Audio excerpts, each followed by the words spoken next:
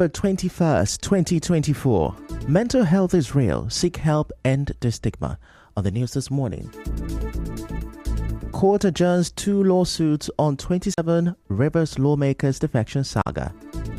Police rescue kidnapped victim in Oyibo. Bill to legalize diaspora voting skills at National Assembly. On the foreign scene, Russia-US battle for advantage in Ukraine war ahead of Donald Trump's return to White House. Details of these and more after this break.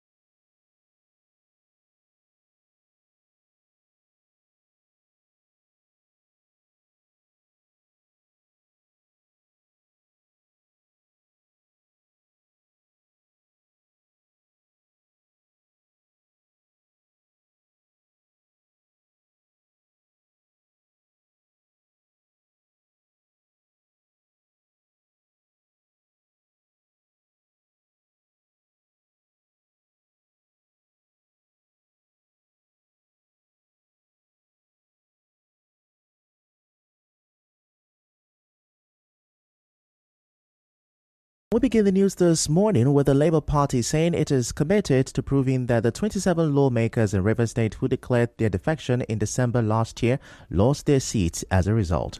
Speaking after a hearing before Justice Emmanuel Obele of the Federal High Court in Port Harcourt, the Labour Party's lawyer, Clifford Chukwu, said the party has compelling evidence to substantiate its case.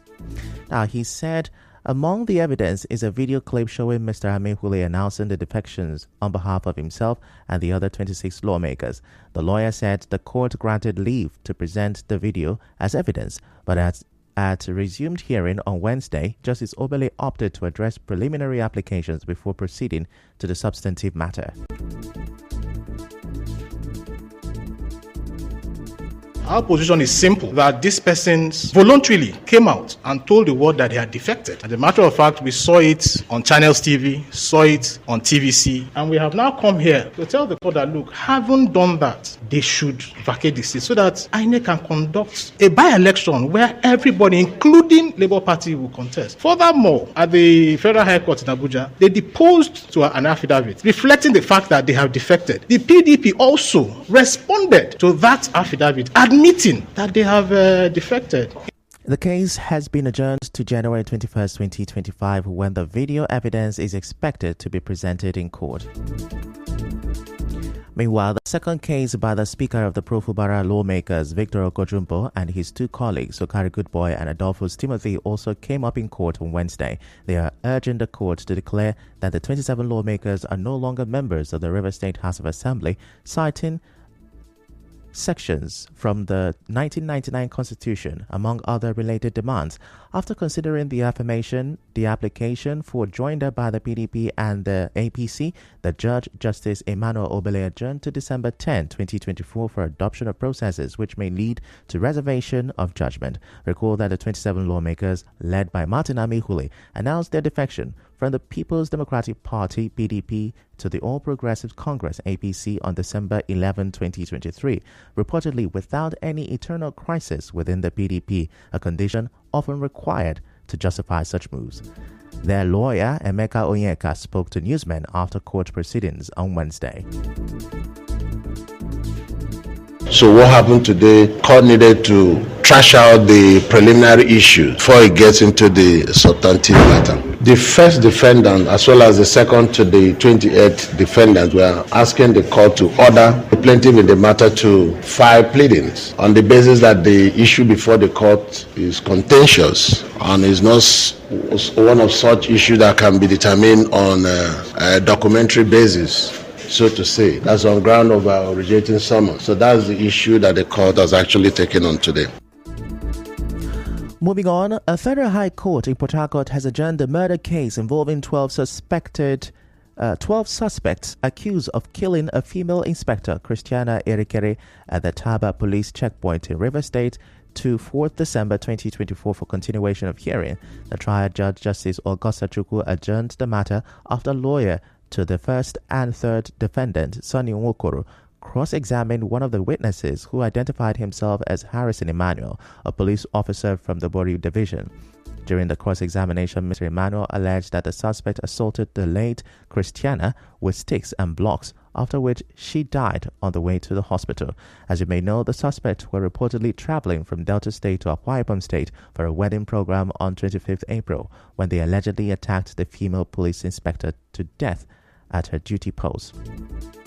This was after the suspects, who were traveling in 2 vehicles, were stopped for a routine check in front of the police station.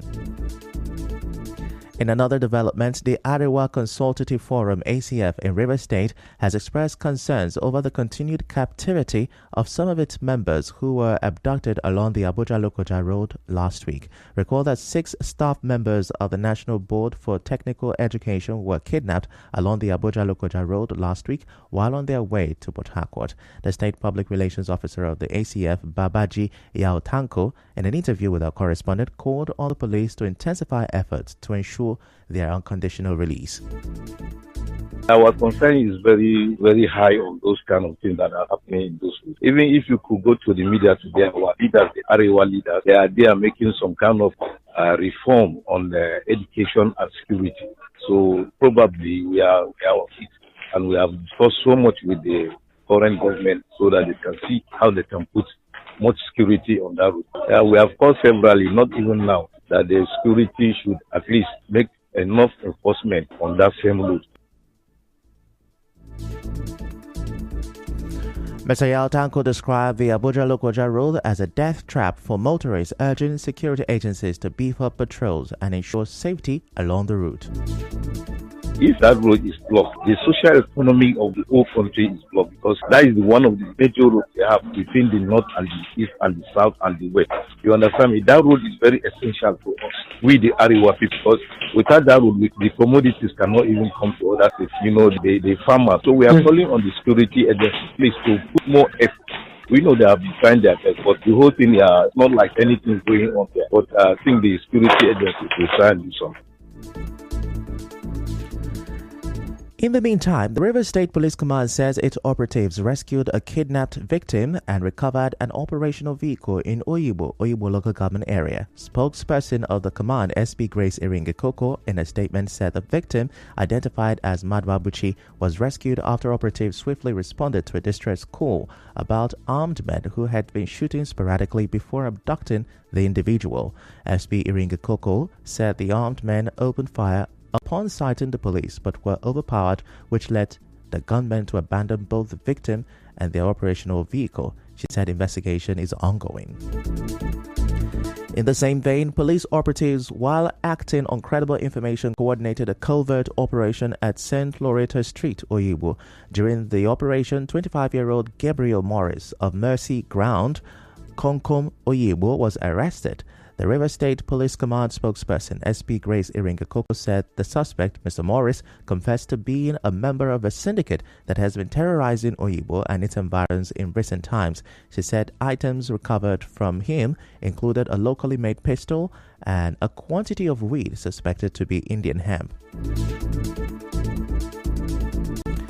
Away from that, the River State Waste Management Agency, RWAMA, has called on residents to prioritize sanitation, warning against open defecation due to its public health risks. The agency made the call in a statement signed by Obed Douglas, the Special Assistant on Electronic Media to the Acting Sole Administrator, RWAMA, Prince Ohia. In its message to mark World Toilet Day, the Director and Head of Environmental Health and Operation at RWAMA, Helen Ohaka, warned that open defecation is a breeding ground for communicable diseases such as cholera, typhoid, and other waterborne illnesses. She said RWAMA is taking a firm stance and offenders will face arrests and prosecutions through their mobile court system. She said under the leadership of Prince Ohia, the agency is dedicated to raising awareness about the devastating impact of poor sanitation practices. Ms. Ohaka urged residents to maintain public hygiene by consistently keeping their toilet and environment clean, reinforcing the message that proper sanitation is essential for the health and well-being of individuals and the community. This year's theme of the World Toilet Day, marked November 19, focuses on sanitation for peace. Still to come, bill to legalize diaspora voting skills at National Assembly. Stay with us.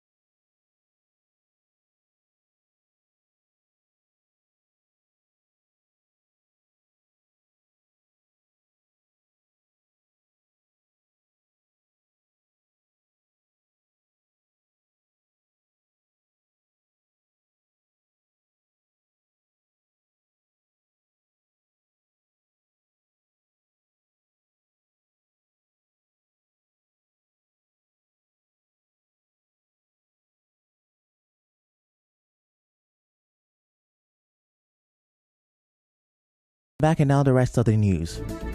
The chairman of Emoha local government area, David Omeriji, has called on youth in the area to take advantage of Governor Siminalayi Fubara's scholarship scheme at Wigwe University and Pamo University of Medical Sciences by applying for admission. Mr. Omeriji, in an interview with a correspondent, said the scholarship program aims to bridge the gap between the rich and the poor in access to education. He also emphasized that education will remain a priority for his administration in promoting equal access to quality education and supporting indigent students to strive for higher education.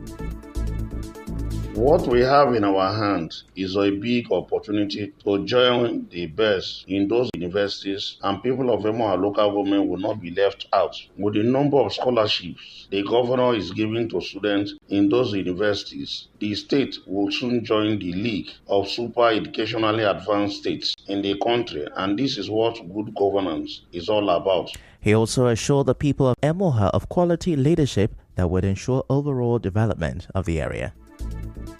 I am a student of Governor Siminalayi Fubara's governance mode. I'm under his tutelage and hope to adopt his education model for my people as well. I will ensure that young people from Emoha local government get the best in terms of quality education because I want them to stand out in the crowd anywhere in the world. And now, the chairman of Eche local government area, Uzodinma Nwafor, has suspended all operations of land developers, real estate development companies, individual developers, and those having boundary conflicts, especially in Elele and Abara communities. Dr. Nwafor, in a statement, warned that those involved in any sort of land dispute should stop, as they pose security threat to lives and properties of the residents of Abara and Elele community. He said the incessant shooting and burning down of houses and properties can no longer be condoned.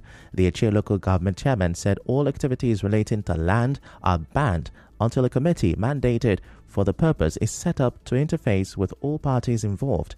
He said security agents have been briefed on the matter and will arrest and prosecute anyone who violate this directive.